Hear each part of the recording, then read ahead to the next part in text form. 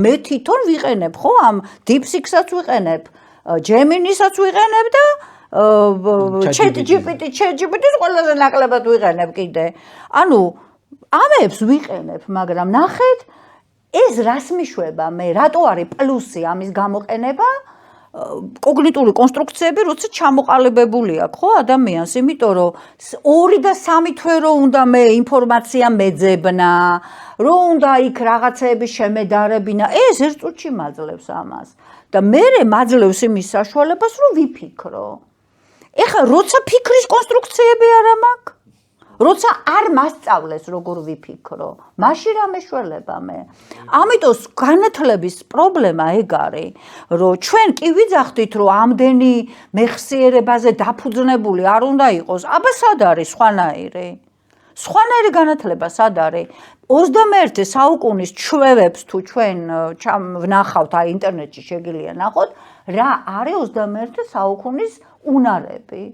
არც მეხსიერება, არც დიდი ინფორმაციის ფლობა, რაც ჩვენ არ ვიცით, თანამშრომლობა, ანუ კოოპერაცია, ვერ გადარჩები თანამშრომლობა თუ არ გეცოდინება, რაც ქართველებისთვის არის ძალიან რთული რაღაცა. კრიტიკული აზროვნება, იმიტომ რომ იმდენი ნიაღვარი და აგერ ფეიქ ინფორმაცია მოდის, რომ ვერ გაიგებს, სად არის ტყუილი და მართალი. თუმეტეს ხელოვნური ინტელექტის ეპოქაში ისეთი ვიდეოები თუმეტეს ხელოვნური და ლოგიკა თუ არა გაქვს და აზრი თუ არ გაგაჩნია და გამოცდილება თუ არა გაქვს, ამებს ვერ შეადარებ. ამას ეს უნდა ისწავლო. კრეატიულობა, ანუ შემოქმედებითი, ასე ვთქვათ, იმ ინფორმაციის საფუძველი, აი ესენი უნდა გასწავლო, ვინ გასწავლის? ეხლა ძალიან ცუდად გამომდის, ცოტა არაპოლიტკორექტურად თითქოს, მაგრამ განათლების სისტემას სჭირდება სერიოზული რეფორმირება. ჩვენ ვცვლით სახელმძღვანელოებს, კურიკულუმებს, ამებს, იმებს, ჩვენ თვისობრივად არ ავცვლით, მაგრამ თავს იმით ვიწყნარებ, რომ მთელ მსოფლიოში ეგ სიტუაციაა. დაეცა სხვათა შორის განათლების დონე ევროპაშიც და ამერიკაშიც. ეხლა წამყვან უნივერსიტეტებზე არ ვიძახი. ზოგად დაეცა სწორედ ამიტომ, რომ დაბნეულები ვართ, ვერ გავიგეთ ამ ბავშვებს რა უნდა ვასწავლოთ და იმას კონკურენციას ვერ ვუწევთ, ნახეთ, ვერ ვუწევთ კონკურენციას. და ჩვენ კი არ უნდა გაუწიოთ კონკურენცია, ის უნდა ჩართოთ და დღეს ეხლა მოდაშია, ხო? ტექნოლოგიებით გამდიდრებული განათლება.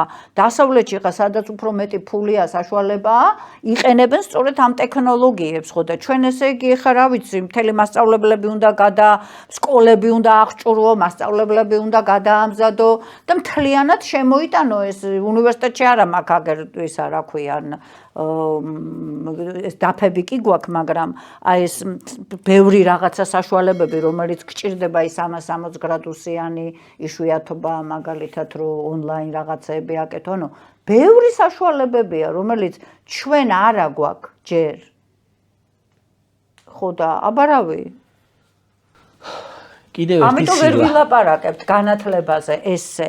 თვისებრივად არის შესაძლებელი. ის კი არა, რომ კურიკულუმი შევცვალოთ, ან რაღაცა ერთი ეგა, მე რომ მკითხო, სკოლა უნდა დაამთავროს, ადამიანმა უნდა იცოდეს კარგი კითხვა, კარგი წერა და კარგი ანგარიში. ეხლა ვიღაცა მეტყვის, რომ რა გინდა შენო, რომ პრიმიტიული რატოა? კარგი კითხვა რას ნიშნავს? აკითხulis გააზრება რომ ნახევარი საქართველოს რომ ვიჭირს. ძალიან დიდი პრობლემა. აკითხulis გააზრებაა, კარგი კითხვა. კარგი წერა რას ნიშნავს? რომ სხვას გააგებინო შენი აზრი. ანგარიში პროცენტზე არა მაქვს ლაპარაკი, ანგარიში არ ვიცით, კაცო, სესხს რო იღებ ბანკში, რატო იღებ შვილო სესხს? როცა არა გაქვს დათვლილი, გადაიხდი თუ არა. ხო და აი დაახლოებით ეგ სიტუაცია გვაქვს ეხლა და რა ვიცი. ცუდად ვილაპარაკეთ ძალიან. არა. რეალობა ეს არის. რეალობა ეგ. ჩვენ რეალობას უნდა თვალი გავუსწოროთ.